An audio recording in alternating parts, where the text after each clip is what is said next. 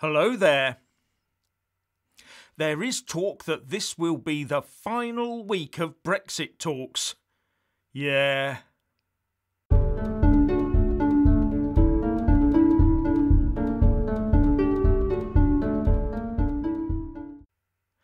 Firstly, please subscribe and like this video to give my channel a boost, and I'm always uploading new content, so please do check back daily, and a big thanks to my Patreon and PayPal supporters.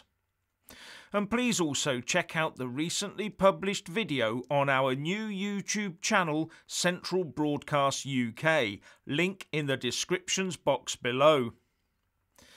There is talk out there that this will be the last full week of UK-EU trade talks, and if there's no budging by Brussels, then Boris Johnson is going to call the whole thing off. Sadly, heard that one before. The reports coming out of Number 10 yesterday indicated that a no-deal Brexit is arguably underpriced, with significant gaps still existing on the subject of fisheries, surprise, surprise. And ITV News reports today that a weekend of Brexit negotiations in London between a recently released from isolation Michel Barnier and the UK's Lord David Frost have ended without agreement.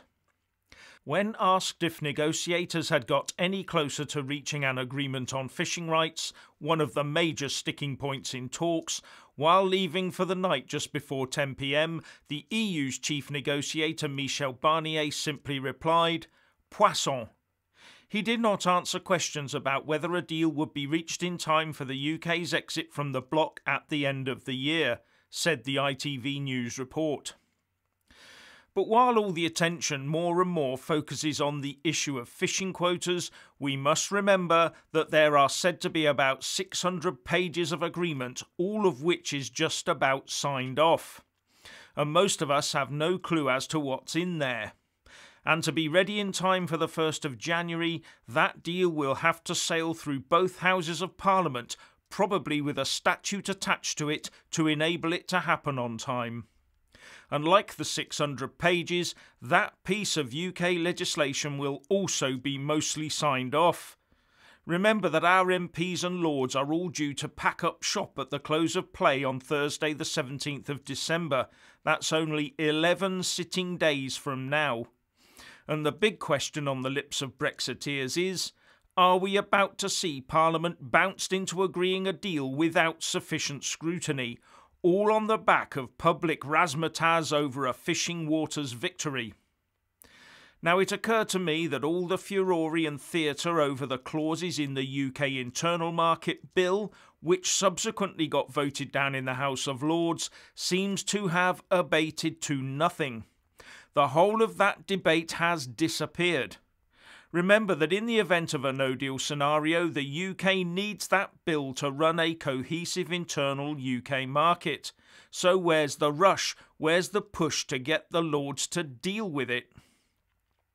Also, the future business diary of the House of Commons looks ominously empty in the run-up to Christmas, almost as if it's about to be stacked with work. But there has as yet been no talk about the UK and EU negotiators entering the famed tunnel, where the deal is finalised under wraps before being presented to the UK and EU 27 for ratification. So we'll just have to keep our eyes on it and remember that where Brexit is concerned, there's always another deadline date. But the Irish Foreign Minister Simon Coveney doesn't like this deadline stuff. He's blamed the UK for not allowing the Brexit talks to be extended, so it's our fault that everything's being pushed to the wire. They were very clear that they didn't want any more time, despite the fact the EU was asking them to ask for it. The decision on the timelines is very much a British government decision, not an EU one, he said. The trouble is that anyone who's even given Brexit a cursory look will realise that had the UK asked for a 1 or 2 year extension, we would get precisely to this point in exactly 12 or 24 months' time. But the EU are the ones still playing games with us regarding access to UK fishing waters. And we read today that the Flemish minister, Hilde Krevits, warned, "The fisheries sector in Flanders is a small but important sector. It is very important that access to British waters is maintained in the future and that the current quota system is also maintained." They do keep on about it, don't they? Now, one piece of Brexit news that seems to have got the Remainer-rejoiner types in a bit of a lather is that after January the 1st, UK citizens will be limited to 3 months inside the Schengen zone in every 6 months. Or more accurately, 90 days in any 180 days.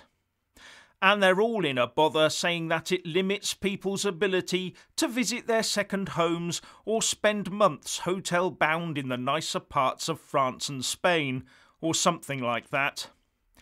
Now me, being an ordinary type chap, I couldn't afford to swan off to the EU for 1 month, let alone 3. And I also do not own prime real estate in the sunnier or snowier parts of the European Union. And I would surmise that the vast majority of Brits will be very little bothered by such a restriction and would have a minimal sympathy with second homeowners. Then there's the well-heeled students looking for a gap year experience. I say to them, spend 3 months in the EU by all means, but why not then spend 9 months in the rest of the world, which is over 10 times larger than the EU? Or am I being too harsh?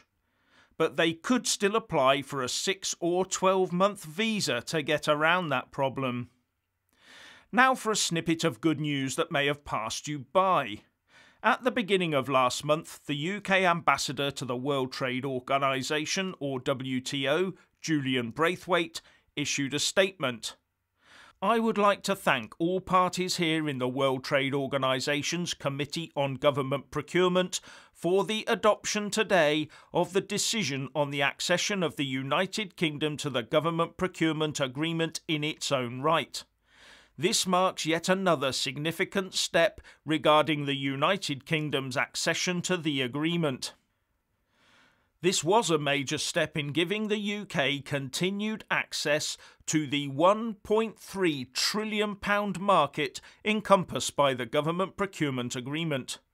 Up until the end of the Brexit implementation period, the UK is covered by the EU umbrella for this, but now we can sit at the table in our own right. Importantly, the GPA ensures UK businesses can compete in covered foreign procurement markets on a level playing field with domestic businesses. The rules ensure transparency and fair treatment, as well as legal recourse between the parties, said Ambassador Braithwaite. And last week, on the 25th of November, the UK Foreign Secretary Dominic Raab signed the UK Instrument of Accession, making us a full member of the agreement in our own right. Just signed our Instrument of Accession to WTO Government Procurement Agreement, following agreement in Geneva last month. This ensures UK businesses can continue to bid for £1.3 trillion worth of global public sector contracts, supporting growth and jobs. Thanks Liz Truss and Julian Braithwaite. Raab tweeted. Another one of those impossible to do because of Brexit things, methinks. But back to the possibility or not of a Brexit trade deal with the EU. Be in no doubt that there are as many in the EU wondering if Michel Barnier is going to crumble and give in to the UK, as there are Brexiteers worrying about Boris letting us down. According to the BBC's Katja Adler, some in the EU are nervous about this. In responding to another tweet, she said, "Sense amongst a number of member states is quite the opposite to what's been suggested in the article. EU diplomats have told me they're nervous Monsieur Barnier might be tempted, for the sake of his legacy, to agree a deal with the UK that national governments, like France and the Netherlands, object to." And she also tweeted, "The fish focus in the UK is red herring. For EU, the main preoccupation is fair competition, i.e. level playing field. Let's see what this week brings." Yet another reason for Brexiteers to be very wary and check all the small print of any agreement Boris signs up to. Anyway, if you want to hear more from me, please don't forget to subscribe and also press that little bell or you won't get any notifications. And if you want to see more of me, buy a mug with my mug on it by following the link in the descriptions box below and support me on Patreon or PayPal. So what do you think about all of this? Please share and comment, and thank you for watching.